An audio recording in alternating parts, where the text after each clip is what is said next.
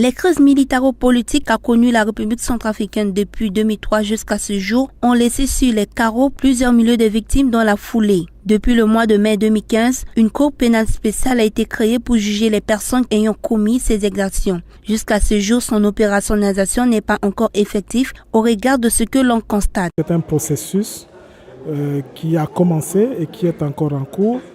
Les magistrats ont été nommés, ils sont en cours de déploiement. Les greffiers et les secrétaires ont déjà été nommés. Nous attendons qu'ils prêtent serment.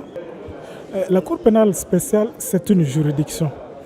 Et vous savez, quand une juridiction doit arriver à juger, il y a des étapes préalables à franchir. Il y a des enquêtes qui doivent se mener à charge et à décharge. Il faut récolter les éléments de preuve. Il faut confronter les victimes avec les suspects. Il faut établir des éléments de preuve avant de saisir la juridiction.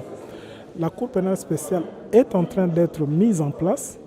Elle ne pourra commencer véritablement les enquêtes que lorsque les officiers de police judiciaire seront nommés et lorsqu'ils auront prêté serment. Depuis la création de cette institution, 6 magistrats dont un procureur spécial ont été nommés et ont même déjà prêté serment. Mais jusqu'à présent, les personnes nommées n'ont pas de bureau pour exercer pleinement leurs fonctions. Les bâtiments ont été identifiés, ils doivent être réfectionnés. Cela ne veut pas dire que la Cour pénale spéciale est oisive. Pour l'instant, nous avons une abondante documentation que nous sommes en train d'étudier.